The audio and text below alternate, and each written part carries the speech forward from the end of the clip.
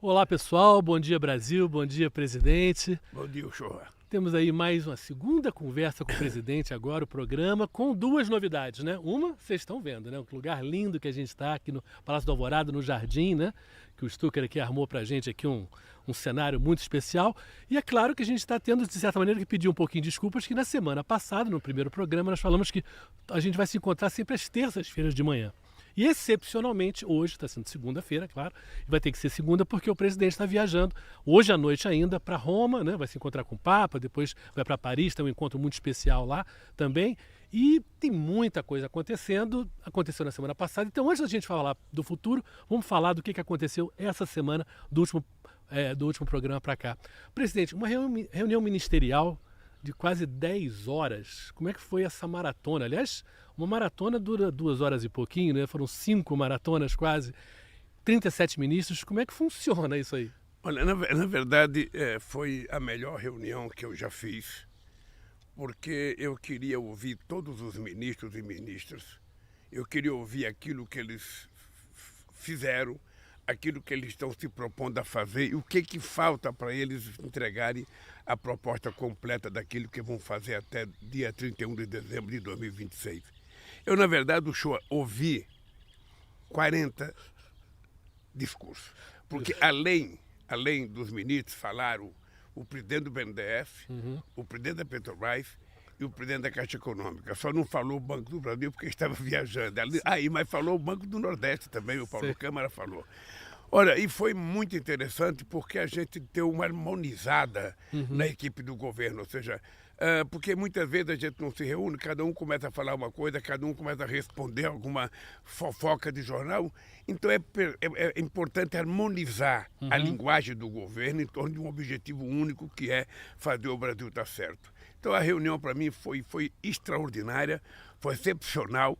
A primeira reunião que teve aplausos no final da reunião, porque todo mundo saiu satisfeito da reunião. Todo mundo que é muito importante o outro saber o que o outro está fazendo também, né? Quer dizer, eu acho que também tem não só a curiosidade, mas também um trabalho muitas vezes é ligado ao outro, né? Porque nós falamos muito em transversalidade, ou seja, os ministros trabalharem junto em vários assuntos, mas é importante que cada ministro saiba o que o outro está fazendo, porque quando o ministro da Comunicação vai dar uma declaração num estado qualquer, ele está preparado para falar da cultura, para falar do trabalho, para falar da previdência, para falar da economia. Para isso ele tem que ter informação. Então nós vamos começar agora a preparar, sabe, isso é da responsabilidade da SECOM. O Pimenta vai ter mais trabalho, é de que o Pimenta vai harmonizar, fazendo com que a SECOM emita um resumo para que todos os ministros publiquem no seu site social e para que a gente tenha conhecimento da totalidade das coisas que o governo faz. Mas, presidente, como é que você faz? Porque, obviamente, quando chega no 30º discurso, você já esqueceu o primeiro, né? Você vai anotando, alguém do teu lado vai mais ou menos, você vai marcando umas coisas que você acha mais interessantes? Primeiro eu anoto as coisas interessantes, aquilo que são novidade. Mas você sabe que eu estou habituado a fazer reuniões, porque no sindicato eu fazia isso também. Direto. Eu chamava a comissão de fábrica, tinha 40 trabalhadores e eu ouvia os 40 para falarem, para que depois eu pudesse resumir o resultado da reunião. E eu tenho paciência para ouvir, gosto de ouvir. Às vezes eu ouço coisa muito interessante, coisa que eu jamais imaginei que a gente poderia ouvir. E essa reunião ela vai permitir que o governo trabalhe agora de forma mais harmônica. Sabe? É importante dar menos ouvido à futrica e dar mais ouvido às coisas que são verdadeiras. Ou seja, nós não podemos parar. Cada ministro vai ter que viajar esse país o tempo inteiro. Eu não quero o ministro na esplanada do ministério. Eu não quero o ministro dentro da sua sala. Eu quero o ministro viajando e fazendo a polícia Brasil afora.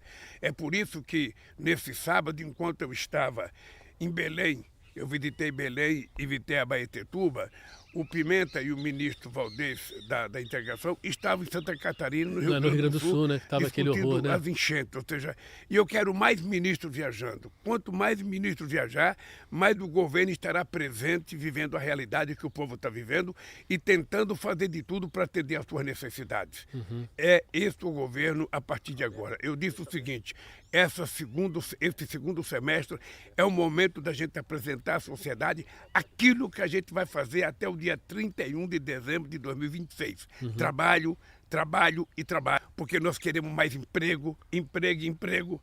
Mais emprego significa mais salário significa mais consumo significa mais emprego, mais salário, mais trabalho. E assim esse país vai voltar a crescer de forma virtuosa.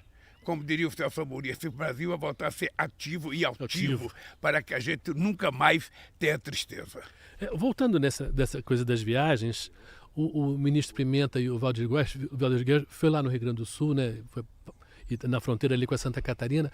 É uma tristeza, né? Porque foi aquilo, a gente já teve essas chuvas horrorosas em São Paulo, no Maranhão também, agora no Rio Grande do Sul, esse furacão, esse tornado, e foi uma coisa assim que esse ciclone, e isso é cada vez mais comum, né? Que ele está cada vez mais violento, cada vez mais frequente, e é uma preocupação que liga um pouco a sua viagem a Belém, no sentido de que você estava lançando ali a questão da COP. É bom explicar para as pessoas, né, que a COP é essa reunião anual que acontece em algum lugar do mundo, que trata dos problemas do meio ambiente no planeta, né? Quer dizer, e a gente está vivendo isso aqui agora, né? Primeiro eu queria que o senhor comentasse um pouquinho sobre essa novidade, porque 20 anos atrás eu acho que não era um problema tão candente no governo do senhor acompanhar toda hora um desastre desses, né? Olha, primeiro esses desastres estão acontecendo e cada vez mais forte, cada vez acontece mais desastres. E isso eu acho que é um aviso à humanidade. É um aviso aos governantes e um aviso a toda a humanidade, ou seja, nós estamos ferindo o planeta. É engraçado porque o ser humano é a única espécie animal que trabalha de forma muito rápida para destruir o mundo em que ele vive. Ou seja, se a gente não tomar cuidado do planeta, se a gente não cuidar da nossa água, se a gente não cuidar da nossa floresta, se a gente não cuidar de evitar a emissão de gases de efeito estufa, se a gente não cuidar, sabe, das coisas que o planeta necessita e que seres humanos precisam, sabe, se a gente não cuidar do ar que nós respiramos, nós estamos nos condenando ao fim. Então, eu queria até chamar a atenção para que as pessoas comecem a ter certeza de que a questão climática é uma coisa verdadeira. Nós precisamos ter mais responsabilidade. É por isso que aqui no Brasil nós assumimos responsabilidade de chegar ao desmatamento zero em 2030. Vai ter um trabalho muito grande, mas nós vamos cuidar do Pantanal, nós vamos cuidar da Caatinga, nós vamos cuidar do Cerrado, nós vamos cuidar da Mata Atlântica para preservar aquilo que existe. Esses dias não sei quem queria aprovar uma lei para construir um gasoduto na Mata Atlântica. Ora, uma coisa que não tem nexo, não tem sentido. Ou seja, a ganância do ser humano tem que ter limite. E o limite é o bem-estar do restante da sociedade. Você não pode utilizar o planeta para meia dúzia de pessoas. Eu vou te dizer uma coisa, quando um cidadão quer cortar uma árvore que tem 300 anos de vida, uma árvore que não pertence a mim, não pertence a você, não pertence a ninguém. É uma árvore do mundo, do planeta. Ou seja, por que um cidadão quer se dar ao luxo de pegar uma motosserra, ir lá e cortar essa árvore para ele vender, para fazer móveis, para fazer mesa, para fazer cadeira, para fazer cama? Olha, se esse cidadão quer cortar uma madeira, ele que plante, ele que floreste, sabe, uma área qualquer, sabe, e ele deixa a planta crescer, corta e faça o modo que ele quiser. Mas é preciso que a gente seja muito duro no cumprimento da lei para que as pessoas aprendam a preservar aquilo que Deus nos deu. O senhor acha que, de certa maneira, porque no Rio Grande do Sul, que a gente está falando, né, recentemente estavam com problemas de seca em áreas do estado que prejudicaram muito a agricultura lá, né? Quer dizer, então, são extremos, né? Quer dizer, muita falta d'água, água demais, quer dizer, causando tragédias dos dois lados. E isso tem a ver com a Amazônia. Às vezes, talvez a pessoa no Rio Grande do Sul não pense o quanto a Amazônia tem a ver com o dia a dia dela, né? Não tem a ver com quanta importância da floresta em relação a isso. E aí Belém não podia estar mais distante, né? Parado do Rio Grande do Sul, mas como estão ligados os dois estados e, de certa maneira, a natureza impacta na natureza do outro. É importante, o show aqui, o ser humano, ele se dê conta, sobretudo de nós brasileiros, da importância da Amazônia. A Amazônia não é importante para quem mora na Amazônia. A Amazônia é importante para o Brasil e para o mundo, ou seja, porque dela reflete, sabe, as mudanças climáticas. Dela pode eles chamam de rios de água, né, que eles chamam de chuva. Ou seja, né? dela pode mudar o clima no Rio Grande do Sul, mudar o clima em Santa Catarina, em São Paulo, em qualquer lugar do planeta pode ter mudança por causa da Amazônia. Lado cientificamente que a gente tem que cuidar. Quem é que tem floresta amazônica? Brasil. Aqui na América Latina, na América do Sul, são 8 países que nós vamos fazer uma reunião agora em agosto com Equador, Bolívia, Venezuela, Peru, Bolívia Colômbia, e Brasil. E ainda a Guiana Francesa, que faz parte, o Suriname. Vamos fazer um encontro em Belém para que a gente cuide da Amazônia da América do Sul. E, ao mesmo tempo, nós vamos ter que conversar muito com o presidente do Congo e vamos ter que conversar muito com o presidente da Indonésia, que também são 2 países que têm uma floresta muito densa e que ajuda a controlar o planeta. Se a gente conseguir fazer isso, os países ricos pagarem aquilo que eles prometem desde a COP de 2009, que era dar 100 bilhões de dólares por ano para se cuidar do clima, e não estão dando, e nós agora vamos cobrar outra vez, quando tiver a COP nos Emirados Árabes no final do ano, a gente vai cobrar, porque se não tiver dinheiro para desenvolver os países em desenvolvimento, para desenvolver os países que têm floresta ainda a ser preservada, se não tiver dinheiro, sabe, é normal que o povo pobre que mora nesse estado ainda continue, sabe, com muita necessidade. E nós precisamos convencer de uma economia baseada na emissão, sabe, cada vez menor de gás de efeito estufa. A gente vai ter que discutir a chamada agricultura de baixo carbono para que a gente possa garantir ao mundo que nós, seres humanos, vamos cuidar do nosso planeta, e isso significa que estaremos cuidando da nossa casa. Agora, a decisão do senhor de oferecer, e conseguiu, né, que a COP de 2025 seja em Belém, e o Belém, Pará, é um estado que tem problemas bastante grandes em relação a isso, né? Desmatamento, e a questão de como mudar um pouco a economia do estado também e de toda a região. Como é que foi lá em Belém? Como é que foi o encontro com as pessoas? E o Mauro Vieira foi lá apresentar para os empresários locais, né, um pouco dessa dificuldade de fazer um encontro mundial numa cidade que, claro, não está acostumada a receber tanta gente de fora, né? Como é que você pensa? Temos aí 2 anos e pouco para preparar a casa, né? 2 coisas importantes, show. A primeira foi a participação do ministro de Relações Exteriores para explicar a empresários, sobretudo a empresários do turismo, o significado de uma COP. Uma previsão de quantas pessoas estarão presentes. Tem gente que fala que vai ter mais de 50 mil pessoas, outro fala de 80 mil pessoas, além da quantidade de chefes de estados que vão comparecer nessa COP. E por que isso? Porque é a primeira COP feita na Amazônia.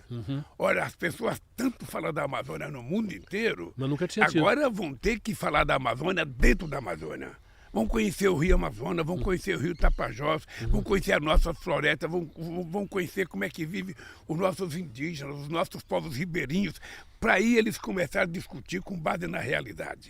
Essa é uma coisa extraordinária. Outra coisa fantástica é que o governo começou a fazer a política de concessões e de parceria para ajudar a transformar Belém numa cidade capaz de receber a COP. É preciso ter uma rede hoteleira, é preciso, a gente vai fazer uma drenagem no rio para que navios, sabe, esses transatlânticos de turismo possam pousar, atracar ali. Atracar lá, para que a gente possa ter eles como hotel. Nós fomos fazer convênio com o prefeito para fazer canal em alguns lugares da cidade, e fomos também fazer a concessão do aeroporto, sabe, que está abandonado, para ser o grande palco do nosso encontro da COP 30 em 2025. Então as coisas estão acontecendo, o governador está muito motivado, o prefeito está muito motivado, e eu acho que nós corremos o risco de fazer a COP mais bonita que já foi feita. Porque uma coisa é discutir a Amazônia no Egito, outra coisa é discutir a Amazônia em Berlim, outra coisa é discutir a Amazônia em Paris. Agora não, agora nós vamos discutir a importância da Amazônia dentro da Amazônia. Nós vamos discutir a questão indígenas, vendo os indígenas. Vamos discutir a questão dos povos ribeirinhos, vendo os povos ribeirinhos e vendo como eles vivem. Porque quando a gente fala em preservação, Uma coisa que nós temos que preservar são 50 milhões de pessoas que moram na Amazônia da América do Sul e que são pessoas que querem viver dignamente, que querem comer, tomar café, almoçar, jantar, que querem passear, que querem se vestir. E tudo isso nós temos que cuidar, porque isso é garantir o meio ambiente. E a gente não pode esquecer que a gente, para cuidar do meio ambiente, a gente começa cuidando do povo pobre que mora nessas regiões. Que isso é uma parte que muitas vezes a gente não nota, né, nessas discussões, né? Se fala do meio ambiente como se o meio ambiente não impactasse diretamente na... A pessoa muitas vezes corta a árvore porque ela precisa para sobreviver. Quer dizer, o garimpeiro ali pobre está ali tirando o ouro por causa... Eu tenho comer, provocado, né? Eu tenho provocado a discussão sobre a questão do clima e a questão... Normalmente a gente fala da Amazônia, a gente fala da Mata Atlântica, sabe? Que é normal. Mas é importante a gente lembrar que é preciso discutir as palafitas. É preciso discutir o processo de degradação que mora o ser humano. Aquele negócio de Paris, do prefeito fazer uma casa de 15 metros quadrados. Se essa moda pega, de fazer casa de 15 metros quadrados, daqui a pouco estaremos construindo puleiro para celas, que o povo né? possa morar. É o absurdo do absurdo do absurdo. É preciso que a gente, dentro dessa política ambiental, a gente não perca a noção de dignidade do povo pobre desse país ou dos países em desenvolvimento que tenha as reservas florestais. Então, sempre que a gente falar na questão ambiental, nós temos que lembrar das pessoas que moram nessas regiões que precisam viver dignamente. Porque de certa maneira quase que é simbólico. Minha casa, minha vida é o planeta, né? A nossa casa é o planeta e a nossa vida é o planeta, né? E a casa mínima é a casa que a pessoa precisa para viver de uma maneira com dignidade. Vocês foram, né? Inaugurar a casa e, ao mesmo tempo, nós fomos lançar um programa de fazer até dia 31 de dezembro de 2026 mais 2 milhões de casas.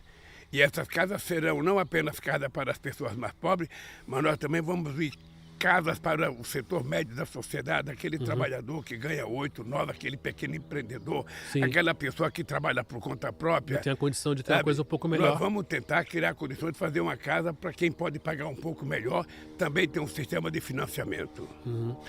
Quando você encontra essas pessoas e entrega a chave, porque é uma coisa, um tipo de cerimônia que o senhor já fez muitas vezes, mas eu imagino que no olhar... Era uma casa que em 82 eu gravei um vídeo com meus filhos jogando bola na rua, porque as pessoas diziam que eu morava no Morumbi. Sério? Então eu gravei um vídeo para televisão para mostrar que eu morava na rua Maria Azevedo Florencio 273, em São Bernardo do Campo. Foi a primeira casa que eu comprei. Sei. Uma casinha de 33 metros quadrados. Sei. E naquela casa morava eu, a minha mulher, 3 filhos e a minha sogra. Uma casinha de 33 metros quadrados. Sabe? E foi uma felicidade quando comprou, né? A maior é a realização de um sonho. Qualquer trabalhador, qualquer homem ou qualquer mulher, sabe, tem como sonho ter uma casinha, um lugarzinho, o chamado ninho, para a gente saber todo dia onde a gente vai voltar, sabe, aquele negócio do caminho de volta. Sim. A casa é um desejo, Sim. É o maior desejo do ser humano é ter uma casinha, pelo menos das pessoas mais humildes, das pessoas Sim. mais simples. Talvez alguém que ganha muito dinheiro Não, pense que pode pagar aluguel, mas para as pessoas que trabalham, a casa é uma coisa sagrada. E para a mulher, então, é uma coisa sagrada e meia, porque todo o desejo da mulher é ter a casinha... Arrumar o jeito dela, né? Para cuidar dos seus filhos. Vamos falar de uma outra coisa, então, que eu acho que é importante, porque o momento de serviço, gente, é o seguinte, o Ministério da Cultura, ele tem, primeiro que é o maior orçamento do Ministério da Cultura que já teve, né? 3 bi e 800 milhões, né? Mas tem um prazo, gente, tem um prazo no Brasil inteiro que a gente tem que lembrar para os governadores, para os prefeitos, né? Que até dia 11 de julho, todo mundo tem que apresentar seus projetos para o Ministério para poder usufruir desse dinheiro. Isso é uma das coisas muito importantes, que é a descentralização, né? Quer dizer, não é o governo dando o dinheiro, mas o município vai decidir os seus projetos importantes para as suas prefeituras, para os seus estados fazerem também. Então, 11 de julho é o... Não falta muito tempo, mas... Shoa, é o mais importante. Aproveite, prepare o seu projeto, mande para o governo que você vai receber pela primeira vez um bom dinheiro para a cultura. Bom, são 3 semanas aí, gente. Olha, vamos correr aí todo mundo, né? Os prefeitos, os governadores, enfim, todo mundo da área de cultura, aproveitando, né? A Margarete Menezes, né? A ministra da Cultura, está aí empenhada, né? Com a Lei Paulo Gustavo, entre tantas coisas aí, democratizar os acessos à cultura. Presidente, vamos falar um pouquinho da viagem aí para frente, que a gente está bem perto, né, indo para Roma, encontro com o Papa, com o presidente da Itália, com o prefeito de Roma. Eu queria que você falasse primeiro com o encontro com o Papa, porque o Papa Francisco eu tive lá 10 anos atrás, exatamente quando ele foi escolhido Papa, e é um Papa maravilhoso, uma pessoa muito, muito preocupada com os pobres do mundo, muito tolerante com todas as religiões e as evoluções do mundo. Como é que é a sua relação com ele? Qual a importância dele para o senhor?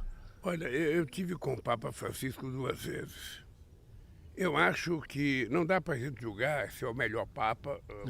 Ele, de forma inequívoca, é o Papa mais comprometido com o povo humilde do mundo, é ele. Do trabalho de base dele na Argentina, da participação dele no movimento social, que permitiu com que ele fosse assim, sabe, tomasse posse diferente, sem a roupa luxuosa do Papa, morasse num lugar mais humilde do que onde mora o Papa, e desse muita atenção. Ele, sobretudo, foi muito solidário a mim.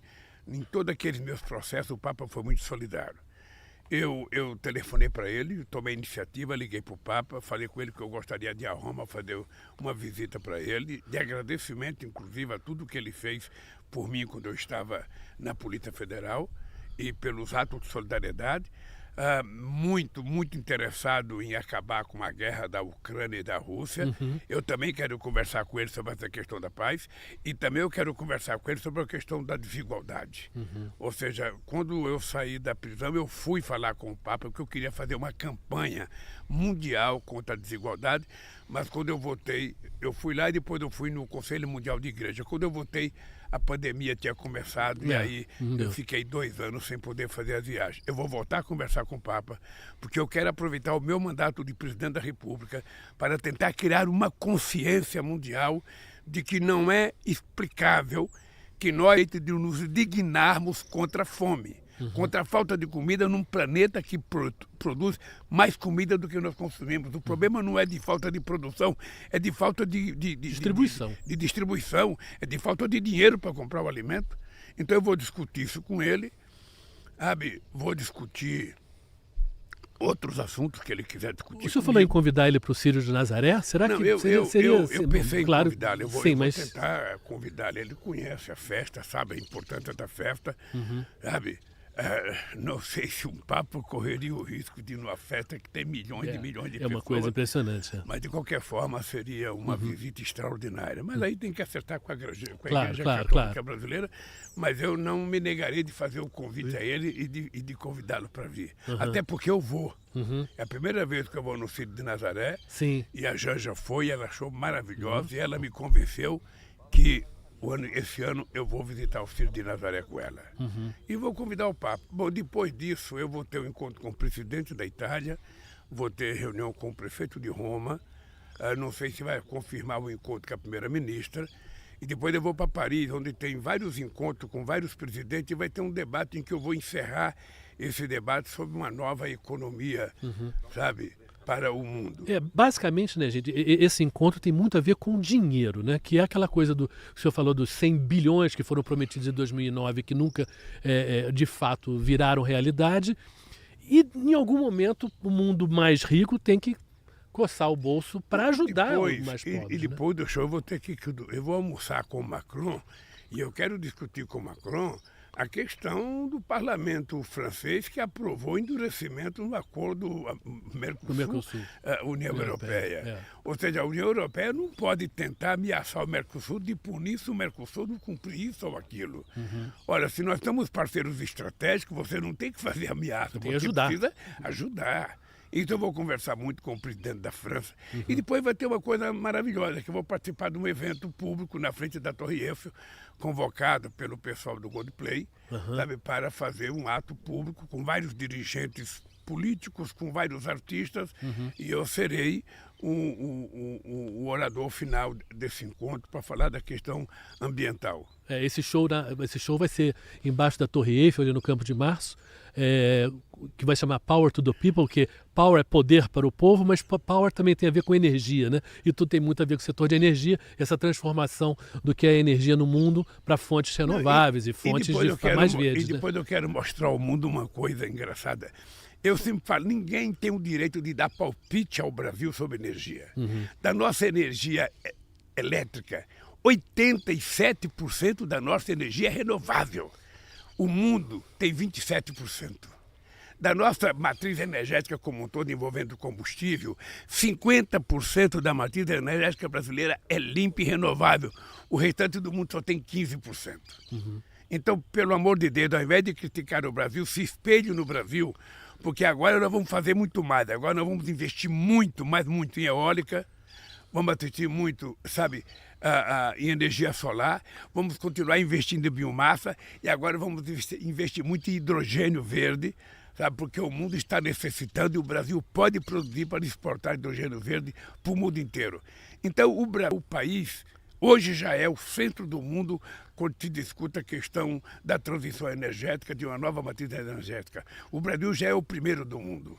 O Brasil não tem ninguém que chegue perto do Brasil. E nós poderemos melhorar, e melhorar muito, porque nós temos sol, nós temos terreno, nós temos vento, nós temos, sabe, um monte de coisa para a gente fazer energia da biomassa e nós temos agora a capacidade de fazer o hidrogênio verde, o que é mais uma coisa importante para o Brasil se distanciar do restante do mundo no que diz respeito à produção de energia. E o combustível para mudar esse mundo é muito comunicação, né? Convencer as pessoas, mostrar para as pessoas as coisas que precisam mudar. E é claro, o encontro com o Papa, um show embaixo da Torre Eiffel para o mundo inteiro ver, tudo isso é muita comunicação, é o presidente Lula também. Mas lembrando uma coisinha então, que agora a gente estava conversando um pouquinho antes, falou, tudo tem a ver com pessoas que se conhecem, se conversam, se dialogam. E o senhor falou ontem com o ex-presidente Fernando Henrique Cardoso, que é uma pessoa que também tem os mesmos pensamentos em relação à questão do meio ambiente. Como é que foi essa conversa? Eu liguei para o Fernando Henrique Cardoso porque ele estava com 92 anos de idade. Parabéns. E como eu sonho viver chegar lá até 120, eu falei, vou ligar para o Fernando Henrique Cardoso para adquirir um pouco de experiência, como é que é chegar a 92. Eu achei ele muito bem, ele estava bom, estava sorridente, sabe? Me agradeceu muito pelo telefonema. Eu já tinha contato com o Sarney no sábado, porque eu convidei o Sarney para ir comigo na inauguração da Ferrovia Norte e Sul. Porque o Sarney começou em 87. O Sarney está com 90 e quantos? 87, ele 92 também. 92 também. Mas o Sarney foi quem começou a Ferrovia Norte em 87. Eu era constituinte, eu era muito crítico ao Sarney. Sim. E depois, o meu governo e o da Dilma, nós fizemos 90% dessa ferrovia. O Sarney tinha feito 5 com o Fernando Henrique Cardoso e de lá para cá, depois que a Dilma saiu, fizeram mais 5. Mas 90% foi feita pelos governos do PT e a gente não vou inaugurar sem levar o Sarney e pedir desculpa para ele, até pelas críticas que eu fiz a ele. Mas, lamentavelmente, a gente não pôde ir porque estava fechado o aeroporto lá em Rio Verde, a gente não podia descer. Mas vamos marcar uma outra data. E eu penso que é assim, eu penso que nós estamos vivendo num mundo show aqui, toda vez que a gente puder, sabe, transparecer na nossa atitude, fraternidade, amor, sabe, bondade, solidariedade, nós temos que fazer. Porque é preciso acabar com esse clima de ódio que foi criado no mundo e dentro do mundo do Brasil. O adversário não é inimigo, né? A gente não estava acostumado a isso. A gente disputava a eleição, perdia, ganhava, a vida continuava. Mas agora não. Agora os fascistas perderam. Já está provado que eles tentaram dar um golpe e coordenado pelo ex-presidente que agora tenta negar. Mas quando ele perdeu as eleições, ele se trancou dentro de casa para ficar preparando o golpe. Sabe? Então eu acho que nós vamos apurar isso com muita tranquilidade. Todo mundo terá a chance de se defender. Todo mundo terá a chance de se defender. Então eu quero que as pessoas fiquem tranquilas que nós vamos investigar. Quem tiver culpa no cartório vai pagar. Vai ser julgado pela justiça comum, sabe? E irá para a cadeia se tiver cometido o crime. Senão, as pessoas voltam a viver a sua vida com tranquilidade. Mas nós não vamos aturar as pessoas que tentaram dar golpe e destruir a democracia do nosso país. E vamos recuperar essa boa convivência que o senhor tem com o Fernando Henrique Cardoso, com o Sarney, enfim, que é o normal da política, né? Eu conversava com o Sarney, conversava com o Itamar, conversava com o Collor, sabe? Agora você tem um cidadão que não conversa com ninguém, que não quer conversar, só quer transmitir mentira, fake news e falar bobagem, agressão contra os outros, ou seja, isso tem que acabar, porque esse país precisa voltar a gostar da paz. Esse país tem que voltar a ser um país alegre e o povo brasileiro tem que voltar a ter esperança. Você está lembrado que durante a campanha eu falava, nós vamos abrasileirar o preço dos combustíveis, porque não tem explicação o Brasil ter preço internacional. Começou a acontecer. Vai acontecer no combustível, vai acontecer no gás e vai acontecer em muitas outras coisas aqui nesse Brasil. Os alimentos estão baixando, a carne baixou, sabe? A inflação baixou. Já baixou 27% em alguns lugares a carne, sabe? O arroz baixou, o óleo de soja baixou. Sabe? As coisas estão baixando e é preciso baixar muito mais. A inflação está baixando, o dólar está caindo. Sabe? Apenas o juro precisa baixar. Porque também não tem explicação. O presidente do Banco Central precisa explicar, não a mim, porque já sei por que ele não baixa, mas explicar ao povo brasileiro e ao Senado que o elegeu por que ele mantém essas taxas de juros de 3,75 num país que está com uma inflação anual de 5%. Bom, muita coisa vai acontecer aqui em Brasília enquanto o senhor estiver viajando, então ótima viagem, bom encontro com o Papa, bom encontro lá em Paris também, bom show e a gente se vê. Lembrando, pessoal, semana que vem, terça-feira, se Deus quiser, o dia normal da nossa conversa com o presidente será sempre às terças-feiras, mas é claro, a vida do presidente Lula não para, né? E o governo também não. O problema, show, é que as pessoas que fazem a minha agenda, se você pegar a minha agenda de viagem, não sobra um dia para jantar. Sabe, em algum lugar tranquilo, não sobra um dia para almoçar, ou seja, é tudo agenda. Ou seja, me parece que as pessoas acham que eu não mereço um descanso. Sabe? E precisa, para chegar aos 92 tem que também pegar para chegar até 120 anos. 120 é ambicioso, né? Tá bom. Mas o ser humano que vai viver 120 anos já nasceu. E por que não pode ser eu? Tem que ter ambição, né? Se eu tenho sorte, então quem sabe eu tenha sido escolhido. Muito escolhido. Tá legal, presidente. Muito obrigado. Um abraço, querido. Até terça-feira que vem. Um abraço. Não sei se você percebeu que o Stuka está preocupado com barulho de avião. E obviamente que a gente não pode mandar o avião desligar o motor, porque senão ele cai. Então, Stuka, paciência. Aqui, passarinho e avião tem muito. Então, toda vez que a gente vier gravar um programa aqui, a gente tem que estar tranquilo que eles com a vão natureza. participar. Olha o passarinho cantando, que coisa bonita. Onde é que você vê isso numa gravação do meu aniversário?